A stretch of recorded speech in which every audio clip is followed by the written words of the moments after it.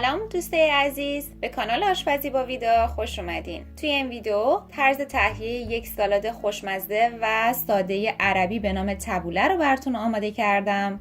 امیدوارم که خوشتون بیاد. مواد لازم: بلغور گندم 1/4 پیمانه، گوجه نگینی خرد شده 1/4 پیمانه، جعفری خرد شده 1/4 پیمانه، نعنای خرد شده 1/2 پیمانه و برای سس 1 قاشق غذاخوری آب لیموی تازه، 1 قاشق غذاخوری روغن زیتون و نمک و فلفل به میزان لازم. ابتدا نعنا، جعفری و گوجه خرد شده رو داخل یک کاسه ریخته و بلغور رو به اون اضافه میکنم. برای آماده کردن بلغور ساده ترین روش این هست که بلغور رو داخل یک کاسه ریخته به اون مقداری آب جوش اضافه کنید تا حدی که حدود 2 سانت بالای سطح بلغور رو آب جوش بگیره.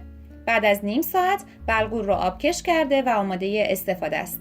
بهتره که بدونید بلغور سرشار از فیبر و پروتئین، منیزیم و آهن زیادی داره که هر پیمانه بلغور میتونه 25% از پروتئین روزانه شما رو تامین کنه. و حالا آب لیمو، روغن زیتون و نمک و فلفل رو اضافه میکنم. سالاد تبوله آماده سرو به همین سرعت و سادگی. امیدوارم که از این ویدیو هم خوشتون اومده باشه و این سالاد خوشمزه رو حتما درست کنید. همچنین خوشحال میشم که این ویدیو رو لایک کنید، به اشتراک بذارید و سابسکرایب کرده و عضو کانال بشید.